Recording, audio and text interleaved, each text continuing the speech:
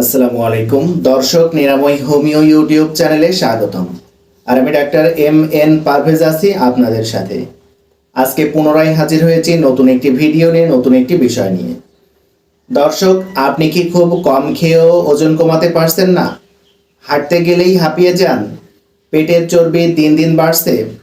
অনেকেই ভাবেন মোটা হওয়া শুধু সৌন্দর্যের সমস্যা, কিন্তু সত্য হলো স্থূলতা এমন একটি রোগ যা ডায়াবেটিস, উচ্চ রক্তচাপ, heart attack, stroke, fatty liver, এমনকি কিছু ক্যান্সারের ঝুঁকিও বাড়িয়ে দেয়। আজকের ভিডিওতে আপনি জানবেন স্থূলতা কেন হয়, কিভাবে বুঝবেন এটি বিপজ্জনক পর্যায়ে পৌঁছে গেছে, কি পরীক্ষা করা দরকার, কিভাবে ওজন কমানো সম্ভব এবং হোমিওপ্যাথিতে কোন ধরনের রোগের ক্ষেত্রে কোন ওষুধ বিবেচনা করা হয়। তাই দর্শক, ভিডিওটি শেষ পর্যন্ত দেখুন, কারণ শেষের দিকে এমন কিছু গুরুত্বপূর্ণ তথ্য থাকবে যা অনেকেই জানেন না।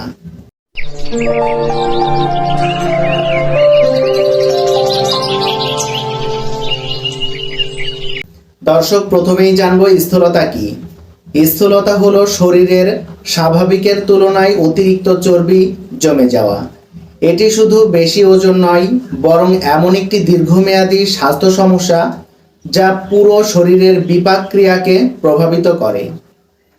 সাধারণভাবে বিএমআই ব্যবহার করে প্রাথমিকভাবে মূল্যায়ন করা হয়।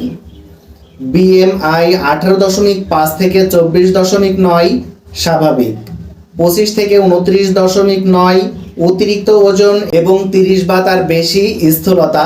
তবে শুধু বিএমআই নয়, কোমরের মাপ এবং শরীরের চর্বির বণ্টনও গুরুত্বপূর্ণ। দর্শক, এই পর্যায়ে জানবো স্থূলতা কেন হয়। অনেকেই মনে করেন শুধু বেশি খাওয়ার কারণেই স্থূলতা হয়। বাস্তবে বিষয়টি অনেক বেশি জটিল।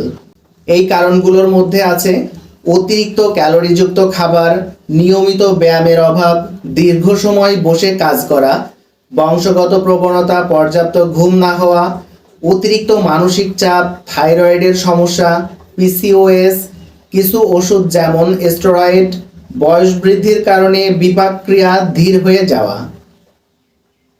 দর্শক, স্থূলতার কারণ, প্রধান কারণগুলো হলো শরীরের ওজন দ্রুত বৃদ্ধি, কোমর ও পেটে অতিরিক্ত চর্বি, অল্প পরিশ্রমেই হাঁপিয়ে যাওয়া, সিঁড়ি উঠতে কষ্ট, অতিরিক্ত ঘাম, হাঁটু ও কোমরের ব্যথা, নাক ডাকা, ঘুমের সময় শ্বাস বন্ধ হয়ে যাওয়া।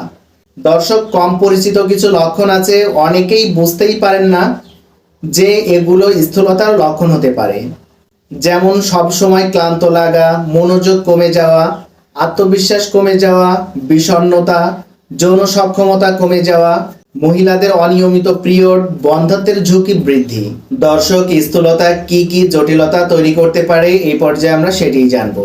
চিকিৎসা না করলে হতে পারে টাইপ 2 ডায়াবেটিস, উচ্চ রক্তচাপ, হৃদরোগ, স্ট্রোক, ফ্যাটি লিভার, গল ব্লাডারে পাথর, হাঁটুর অস্টিও আর্থ্রাইটিস, স্লিপ অ্যাপনিয়া, কিডনির সমস্যা, কিছু ক্যান্সারের ঝুঁকিও বৃদ্ধি পায়।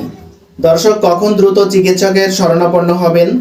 যদি দেখা যায় ওজন খুব দ্রুত বাড়ছে, শ্বাসকষ্ট হচ্ছে, বুকে ব্যথা, ডায়াবেটিস নিয়ন্ত্রণে নেই, উচ্চ রক্তচাপ, হাঁটাচলা করতে কষ্ট, ঘুমের সময় শ্বাস বন্ধ হয়ে যায়, বিএমআই 35 এর বেশি, তাহলে অবশ্যই দ্রুত চিকিৎসা নিন। দর্শক, এই পর্যায়ে জানবো কি কি পরীক্ষা দরকার। চিকিৎসক প্রয়োজন অনুযায়ী কিছু পরীক্ষা অবশ্যই দিতে পারেন। বিএমআই, রক্তে শর্করা, lipid profile, thyroid function test, liver function test, kidney function test, vitamin D, vitamin বি12, প্রয়োজনে হরমোন পরীক্ষা। দর্শক, এই পর্যায়ে জানবো জীবনযাপন ও খাদ্যাভ্যাস সম্পর্কে। স্থূলতা কমানোর সবচেয়ে কার্যকর উপায় হলো জীবনযাত্রার পরিবর্তন। প্রতিদিন অন্তত 30 থেকে 45 মিনিট হাঁটুন, সপ্তাহে অন্তত 5 দিন ব্যায়াম করুন, সফট ড্রিঙ্কস ও অতিরিক্ত মিষ্টি এড়িয়ে চলুন, ফাস্ট ফুড কম খান, প্রতিদিন পর্যাপ্ত শাকসবজি ও ফল খান, পর্যাপ্ত পানি পান করুন, প্রতিদিন 7 থেকে 8 ঘন্টা ঘুমান, মানসিক চাপ কমানোর চেষ্টা করুন, নিয়মিত ওজন মাপুন। দর্শক, এই পর্যায়ে জানবো হোমিওপ্যাথিক চিকিৎসা সম্পর্কে। এখানে একটি বিষয় খুবই গুরুত্বপূর্ণ। হোমিওপ্যাথিতে শুধু ওজন দেখে ওষুধ নির্বাচন করা হয় না। রোগীর শারীরিক গঠন, মানসিক বৈশিষ্ট্য, খাদ্যাভ্যাস, তাপ সহনশীলতা, ঘাম, হরমোনের অবস্থা এবং অন্যান্য উপসর্গ মিলিয়ে ওষুধ নির্বাচন করা হয়। প্রথমে যে মেডিসিনটি আছে সেটি হচ্ছে ক্যালকেরিয়া কার্ব। তাদের ক্ষেত্রে বিবেচনা করা হয় যাদের শরীরে অতিরিক্ত চর্বি, বিশেষ করে পেট বড়, সহজেই ঘেমে যান, ঠান্ডা সহ্য করতে পারেন না, অল্প পরিশ্রমেই ক্লান্ত, মিষ্টি বা ডিমের প্রতি আগ্রহ থাকতে পারে। তাদের জন্য মেডিসিনটি খুবই গুরুত্বপূর্ণ। এটির ডোজ 30 বা 200 শক্তির মেডিসিনটি রোগীর অবস্থা অনুযায়ী নির্দিষ্ট বিরতিতে ব্যবহার করা হয়।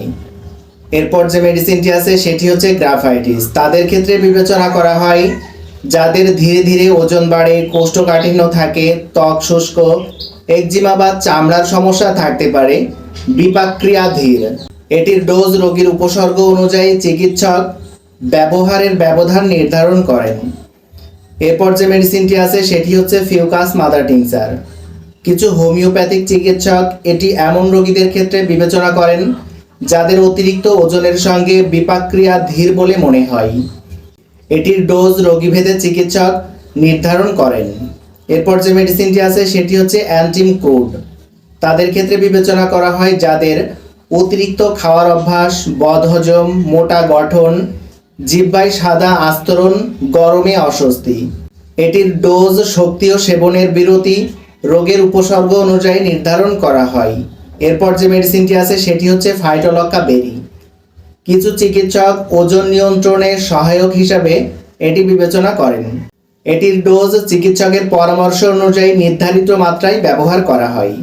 দর্শক, গুরুত্বপূর্ণ সতর্কতা। মনে রাখবেন, স্থূলতার কোনো একক ম্যাজিক মেডিসিন নেই।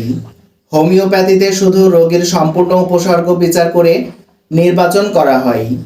একই ওজনের 2 জন রোগীর জন্য ভিন্ন ওষুধ প্রয়োজন হতে পারে। নিজে থেকে দীর্ঘদিন ওষুধ সেবন না করে অভিজ্ঞ চিকিৎসকের পরামর্শ নিন। সবচেয়ে ভালো ফল পাওয়া যায় যখন স্বাস্থ্যকর খাদ্যাভ্যাস, নিয়মিত ব্যায়াম, পর্যাপ্ত ঘুম এবং প্রয়োজন অনুযায়ী চিকিৎসা সবগুলো একসঙ্গে অনুসরণ করা হয়।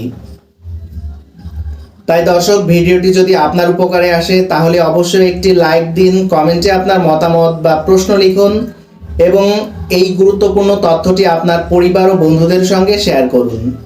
এই ধরনের তথ্যভিত্তিক, যুক্তিসঙ্গত এবং হোমিওপ্যাথিক বিষয়ক ভিডিও নিয়মিত পেতে এখনই নিরাময় হোমিও চেম্বার চ্যানেলটি সাবস্ক্রাইব করুন।